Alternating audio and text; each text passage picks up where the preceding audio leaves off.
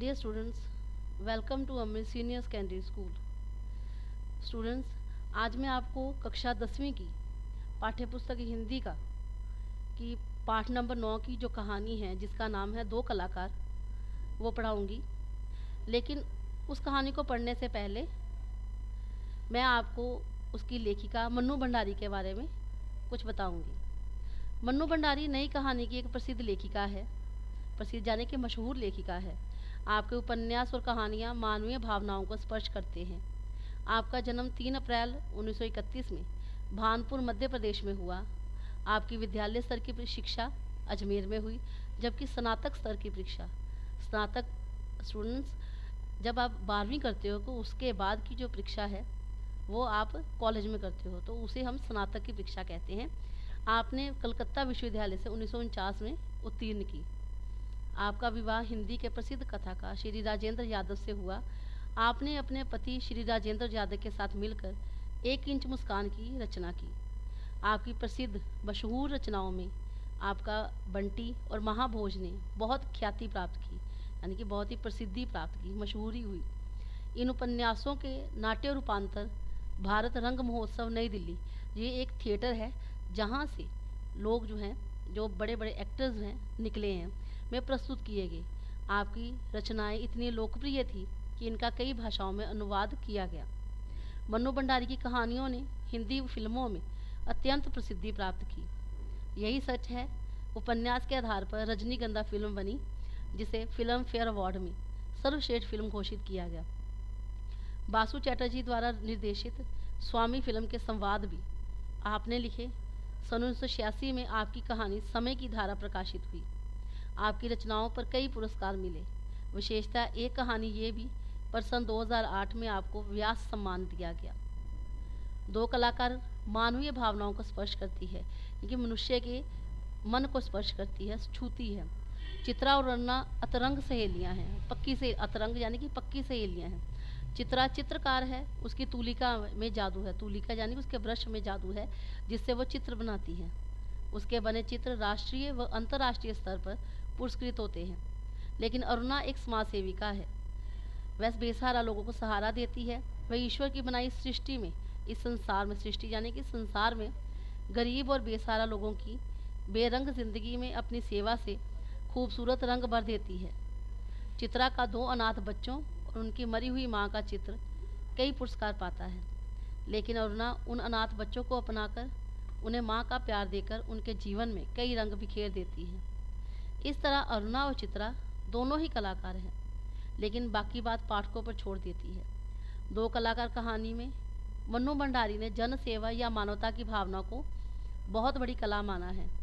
कहानी के प्रमुख पात्रा अरुणा के मुंह से कहलवाया भी है कि वह चित्रा को कहती है, कागज़ पर इन बेजान चित्रों को बनाने की बजाय 2-4 की ज़िंदगी क्यों नहीं बना देती, जिसका एक उदाहरण अरुणा खुद है। दो कलाकार शीर्षक कहानी की मूल संवेदना को लेकर चलता है। शीर्षक संक्षिप्त व सार्थक है। कहानी की भाषा में हिंदी के साथ साथ उर्दू और अंग्रेज़ी के शब्दों का प्रयोग है। कहानी में जिज्ञासा अंत तक बनी रहती है। स्टूडेंट्स, अब हम अपनी कहानी पढ़ते हैं, लेकिन कहानी शुरू करने से पहले मैं आपको कहानी के 2 मुख्य पात्रों के बारे में बता दूं। इसके 2 मुख्य पात्र हैं अरुणा और चित्रा, जो कि पक्की सहेलियां हैं। दोनों ही हॉस्टल में रहती हैं। चित्रा एक चित्रकार है और अरुणा समाज सेविका है। चित्रा जो चीज़ देखती है उसको बड़ी ही जल्दी अपने अपने पेंटिंग में बना देती है, अपने चित्र में बना देती है। लेकिन अरुणा जो है उसी चित्र को चाहती है कि चाहे ये ज़िंदगी में उतारना चाहती है। वो चाहती है कि वो ये चित्रा को भी यही कहती है कि अगर तुम जो कागज़ पर जो चित्र बनाती हो, लेकिन इससे अच्छा है किसी व्यक्ति की ज़िंदगी बनाना। तो हम अपनी कहानी पढ़ते हैं। ए रूनी उठ। रूनी अरुणा का ही छोटा नाम है जिसे वो चित्रा उसे कहती है। और चादर खींचकर चित्रा ने सोती हुई अरुणा को झकझोर उठा दिया। अरे क्या है? आंख मलते हुए थोड़े खिजलाहट भरी आवाज़ में अरुणा ने पूछा। चित्रा उसका हाथ पकड़कर खींचती हुई ले गई और अपने नए बनाए हुए चित्र के सामने ले जाकर खड़ा करके बोली, देख, मेरा चित्र पूरा हो गया। ओह, तो इसे दिखाने के लिए तूने मेरी नींद ख़राब कर दी, बदतमीज़ कहेंगी। ये शब्द जो है अरुणा जो है चित्रा को कहती है, क्योंकि वो उसे सोते हुए उठा रही है। अरे ज़रा इस चित्र को तो देख, ना पा गई पहला इनाम तो बदल नाम बदल देना। चित्र को चारों ओर से घुमाते हुए अरुणा बोली, किधर से देखूं? ये तो बता दे, 1000 बार तुझसे कहा है कि जिसका चित्र बनाए उसका नाम लिख दिया कर, जिससे गलतफहमी ना हुआ करे, वरना तू बनाए हाथी और हम समझे उल्लू। फिर तस्वीर पर आंख गड़ाते हुए बोली, किसी तरह समझ नहीं पा रही हूँ कि 84 लाख योनियों में से आखिर ये किस जीव की तस्वीर है। डियर स्टूडेंट्स, 84 लाख योनियाँ हिंदू धर्म में बताया गया है कि जब मनुष्य जन्म लेता है तो मनुष्य 84 लाख जन्मों के बाद ही जो है मनुष्य जन्म में आता है। तो अरुणा इसलिए वो हंसते हुए उसे कह रही है कि ये किस जीव का तस्वीर है। तो आपको ये कोई जीव नज़र आ रहा है? अरे ज़रा अच्छी तरह से देख और समझने की कोशिश कर। अरे ये क्या, इसमें तो सड़क, आदमी, ट्राम, बस, मोटर, मकान सब एक दूसरे पर चढ़ रहे हैं, मानो सबकी खिचड़ी पका कर रख दी हो। क्या घन चक्कर बनाया है। अरे उसने वह चित्र रख दिया। ज़रा सोच कर बता कि ये किसका प्रतीक है। तेरी बेवकूफ़ी का, आई है बड़ी प्रतीक वाली। अरे जनाब, ये चित्र आज के जीवन में चल रही उलझन की तरफ ध्यान खींचता है। समझी, मुझे तेरा ये दिमाग जो है वो चल रही उलझन ही लग रही है, बिना मतलब ज़िंदगी ख़राब कर रही है। और अरुणा मुँह धोने के लिए बाहर चली गई। लौटी तो देखा 3-4 बच्चे उसके कमरे के दरवाजे पर खड़े उसकी राह देख रहे थे। आते ही बोले, दीदी, सब बच्चे आकर बैठ गए, चलिए। ये सारी बातें जो थी अरुणा और चित्रा के बीच में संवाद थी। अब जो अरुणा है वो गरीब बच्चों को भी पढ़ाती है। आ गए सब बच्चे, अच्छा चलो मैं भी आई। बच्चे दौड़ पड़े, ये क्या, ये बंदर पाल रखे हैं तूने भी। फिर ज़रा हंसकर चित्रा बोली, एक दिन तेरी पाठशाला का चित्र बनाना होगा।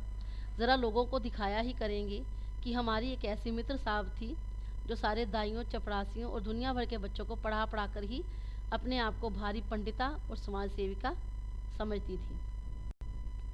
स्टूडेंट्स, अरुणा जो है वो गरीब बच्चों को पढ़ाती थी, जिनमें वो दाइयों, गरीब लोगों और चपरासियों के बच्चे भी थे। वो उनसे बहुत ही प्यार करती है। वो चाहती है कि वो भी दूसरों की तरह पढ़े, इसीलिए वो खुद उनको पढ़ाती है। जहाँ जहाँ समझते हैं तो समझते हैं। तू जाकर सारी दुनिया में ढिंडोरा पिटाना, हमें कोई शर्म नहीं है क्या? तेरी तरह लकीरें खींच कर तो समय बर्बाद नहीं करते। और पैर में चप्पल डालकर वह बाहर मैदान में चली गई, जहाँ एक छोटी सी पाठशाला बनी हुई थी। रात के 10 बजे थे। सारे छात्रावास की बत्तियां हमेशा की तरह बुझ चुकी थी। ऊपर के एक तल्ले पर अंधेरे में ही खुसर फुसर चल रही थी। रविवार के दिन तो यूं ही छुट्टी होती है। दूसरे दिन के समय में काफ़ी नींद निकाल दी जाती थी, सो 10 बजे लड़कियों को किसी तरह भी नींद नहीं आती थी। तभी छात्रावास के फाटक में जलती हुई टॉर्च लिए कोई घुसा। अपने कमरे की खिड़की में से झांकते हुए सविता ने कहा, ठाठ तो छात्रावास में बस अरुणा ही की है। रात 9 बजे लौटो, 10 बजे लौटो, कोई बंधन नहीं। हम लोग तो 10 के बाद बत्ती भी नहीं जला सकते।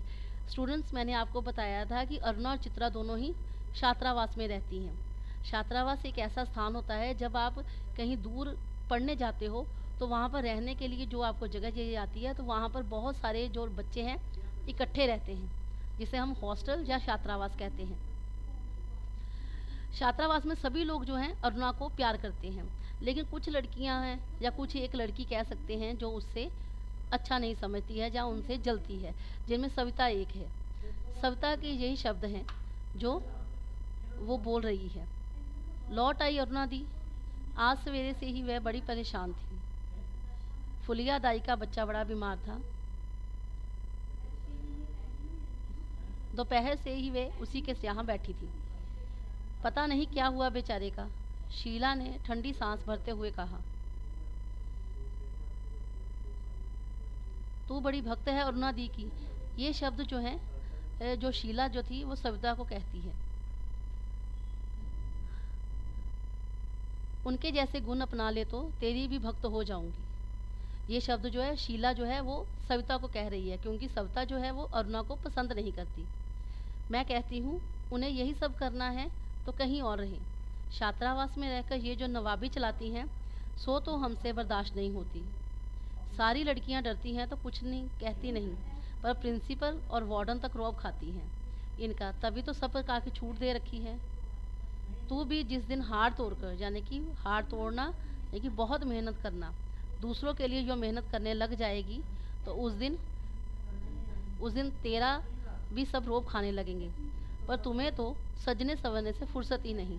ये शब्द जो है शीला जो है वो सविता को कहती है। दूसरों के लिए क्या खाक काम करोगी? अच्छा अच्छा चल, अपना भाषण अपने पास रख। अरुणा अपने कमरे में घुसी तो धीरे से, जिससे चित्रा की नींद खराब ना हो, पर चित्रा जग ही रही थी। दोपहर से अरुणा बिना खाए पिए बाहर थी। उसे नींद कैसे आती भला? मेस में, डियर स्टूडेंट्स, मैंने आपको बताया था कि जो बच्चे छात्रावास में रहते हैं वहाँ पर उनको खाने पीने के लिए जहाँ पर जाना पड़ता है उसे हम मेस कहते हैं, जिसे हम रसोई घर भी कह सकते हैं। उसका खाना लेकर उसे मेज पर ढककर रख दिया था। अरुणा के आते ही वह उठ बैठी और पूछा, बड़ी देर लग गई, क्या हुआ रूनी? वह बच्चा नहीं बचा चित्रा, किसी तरह उसे नहीं बचा सके और उसका स्वर किसी गहरे दुख में डूब गया। चित्रा ने माचिस लेकर लालटेन जलाया और स्टोव जलाने लगी खाना गर्म करने के लिए। तभी अरुणा ने कहा, रहने दे चित्रा, मैंने खाऊंगी नहीं, मुझे ज़रा भी भूख नहीं है। और उसकी आंखें छल छला आई। छल छलाना मतलब कि रो आई, उसकी आंखों में आंसू आ गए। डियर स्टूडेंट्स, आज हम अपनी कहानी यहीं तक करते हैं। इसी कहानी के साथ आपको मैंने कुछ प्रश्न दिए हैं जिसके आपने उत्तर इस कहानी को सुनकर लिखने हैं। पहला प्रश्न है, प्रस्तुत कहानी और कहानीकार का नाम लिखिए। दूसरा प्रश्न है, दो कलाकार कहानी के दो प्रमुख पात्रों के नाम लिखिए। तीसरा प्रश्न है, अरुणा और चित्रा क्या काम करती हैं और कहाँ रहती हैं। चौथा प्रश्न है, मनोज कौन है। पांचवा प्रश्न, अरुणा किन किन लोगों के बच्चों को पढ़ाती है, जो कि आपको कहानी पढ़ाते हुए मैंने आपको बताया है। छठा प्रश्न है, फुलिया दाई के बेटे को क्या हुआ। और सातवां प्रश्न, कागज़ पर लकीरें खींचने की बजाय किसी की ज़िंदगी संवारना अच्छा है, ये शब्द किसने किसको कहे। और आपका लास्ट में जो है, अंत में आपका है, शब्दों के अर्थ लिखिए, जो आपको साथ साथ में मैंने बताए हैं। पहला है उत्तीर्ण और दूसरा है छात्रावास। दोनों के अर्थ लिख के आपने इस सारे प्रश्न के अर्थ आपने अपनी कॉपी पर लिखने हैं और अच्छी तरह से इसको याद भी करना है।